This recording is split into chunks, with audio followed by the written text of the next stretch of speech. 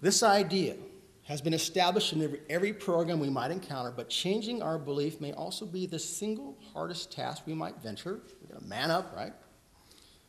Unless we can undertake the process with proper understanding and sufficient motivation. The reason is because we believe who we think we are, we believe we are the story we have been living, and we believe we are right about believing in it. Shall I read that again? The reason is because we believe who we think we are, we believe we are the story we have been living, and we believe we are right about what we believe in. Our self-identity is wrapped up in our belief, and to change that, we would have to give up the very basis of thinking we have been using to survive and cope all these years. Maybe that's why it's hard to change, right? Even if we are miserable and have managed to make it this far, which is a good thing considering how tough the world, if you believe the world is tough, okay, which your experience will prove is true. Now, if you believe the world is a wonderful place, well, you're going to prove that as well. The world is what it is. Our belief is what establishes the meaning of it, and for every one of us, it is different. It's not a question of who is right or wrong. It is a question of whether we are living the life we want. Now, Dr. J, who came in and is at the back of the room, hello, Dr. J, often says, do you want to be right or healed? Do you want to be right or healed?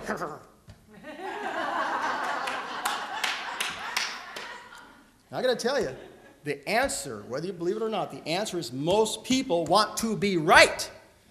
Because to not be right is to give up who they are, which is how they've survived and coped. But what we really ought to want is how to be healed. Okay? The evidence, that is evidence of our belief system or our ego mind, and it is in control. Now, as the process, we have to at least partly dissolve if we expect to have any significant change. Our subjective mind ego, or what might also be referred to as the primitive mind, is that cognitive function that allowed us to survive the dangers of a hostile environment. Ego really has no interest in happiness, only our survival. And there's nothing wrong with those belief systems of the subjective or primitive mind or the ego mind. These are the very tools of reasoning that have led to the advancement of human existence. The problems are not these internal systems, but how we have been using them, or rather how they have appeared to have been using us, thinking that they are entities in themselves. We can actually use these internal systems to redirect our belief and therefore our experience when we learn how to use them differently or consciously. We can actually force these systems to redirect our belief and therefore our experience when we learn how to use them, and they will automatically attract to us the experiences that we want. We can force our subjective to do what we want instead of the other way around when you know how. When reviewing the thought process of people who have gone from zero to exceptional wealth in a relatively short period of time, we learned that they changed their mindset. The change resulted in a different way of thinking, acting, and responding to life, and the result is they attracted a different life. And actually, that's not unusual, right? We know that would be the experience. What is unusual is the fact that they were able to do it at all, particularly when everyone around them and everything that was in their world didn't want them to change, in fact, demanded that they not change. Our subjective belief not only affects our experience, but also the experience of those we are in close proximity to, and vice versa. And the reason is because we exist in an interconnected quantum reality. Nothing is not affected or unaffected by everything around it. I like to refer to that subjective relationship between people as loops. They're loops, okay? The true nature of reality appears to be formed out of a formless, timeless substance. It is organization of energy established in a field of intelligence governed by laws that science has always questioned in the past and is now beginning to clarify.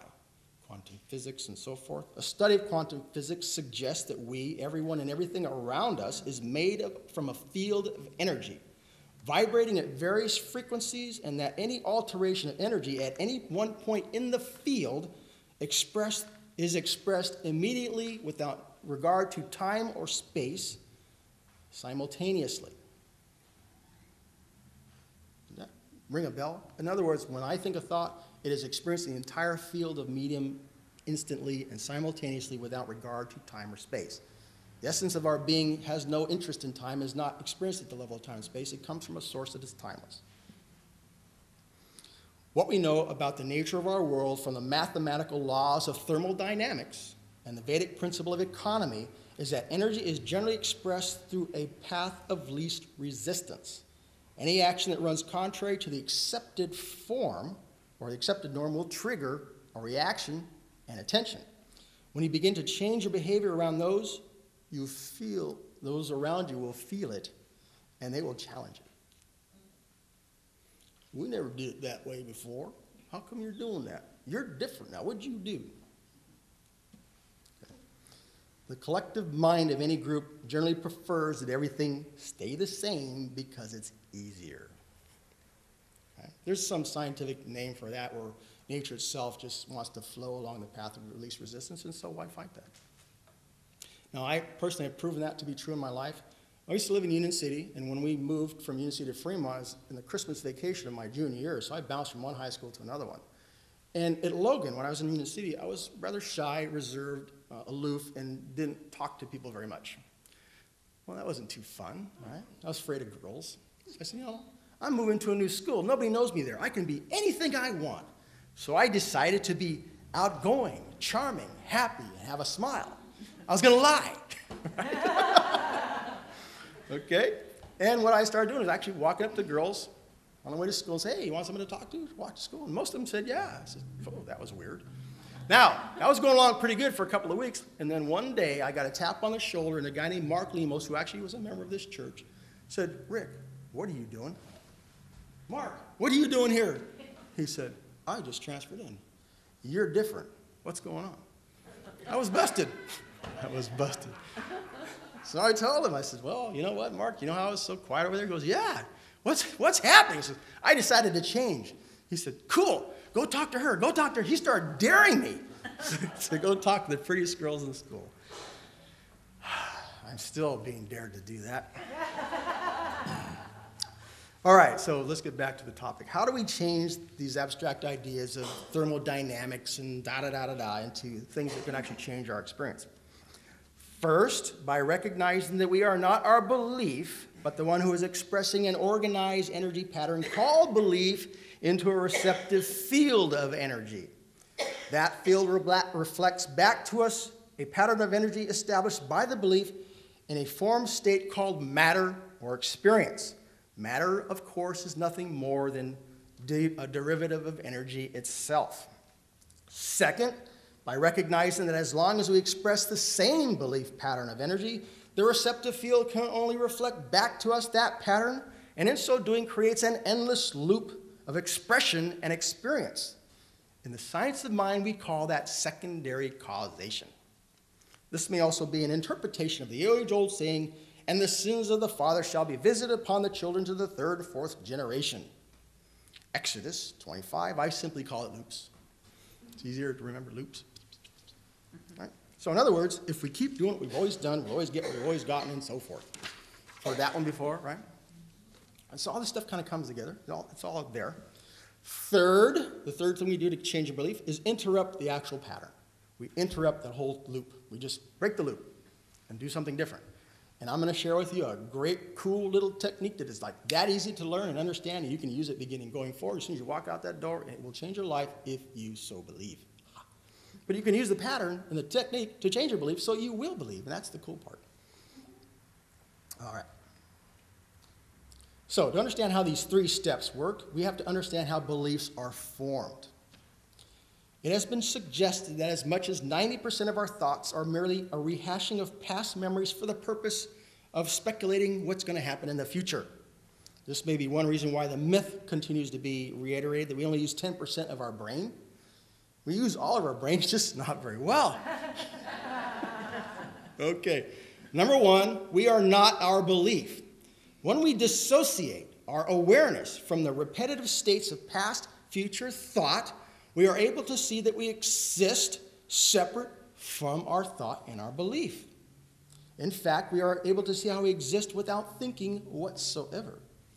That level of awareness has always been a goal of meditation and until recently has been brought to the forefront of our media through works related to being in the now. Okay? It's one thing to talk about being in the now, and it is quite another to actually experience it. The experience I had with this program, Letting Go, allowed me to go to a place with a remarkable technique that, I was able to reach a state of awareness that actually created, that I used let me start over, because it's a tough one. The experience I had with the program Letting Go showed me a remarkably effective way of reaching such states of awareness by actually using paths created by the thoughts themselves. And with this method, every conscious thought or feeling, both positive and negative, can be the starting point for transcending them. We use our thoughts and feelings to transcend them with this particular method. Second thing, we change the loop. When you experience a level of awareness that transcends the thinking mind, subjective thought patterns begin to lose their hold on you. History, past experiences, and old ways of thinking begin to unravel. The pain, fear, and uncertainty associated with it also dissolve. We can rebuild our subjective mind with belief based on the desires of an adult rather than a child who is learning how to function in the world. Perhaps this is the meaning behind the scripture, when I became a man, I put childish things behind me. It's Corinthians 13:1. We can become free from our history. With the Secret of Deliberation course, I discovered that feeling good was the key to manifesting the good I desire. With the Sedona method, I discovered that letting go was the key to feeling good. Where's my little thing here? I got something. Never mind. It's lost. I sent myself a postcard that says, feeling good is the key to manifesting the good I desire. Letting go is the key to feeling good. And there's a picture of me smiling. It's really nice. It's a reminder. It's not on my refrigerator. It's actually pinned up on my computer. All right. So why is feeling so important in the teaching we call the science of the mind? Here is why. On page 59 of the text, Ernest Holmes quotes, "Now, this is not a power of will, but a power of choice. We do not put the power into the treatment, and we will take out of the treatment only as much as we believe in it."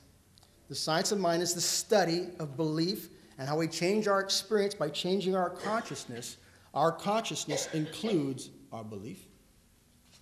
Understanding how beliefs are formed begins by recognizing the relationship between emotion, thought, and feeling. Beliefs are a special kind of feeling. Emotions, thoughts, and feelings. From an Eastern point of view, the power of creation is emotion.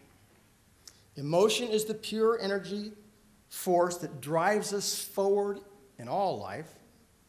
The two energies of emotion are often referred to as love and whatever you might consider the opposite of love.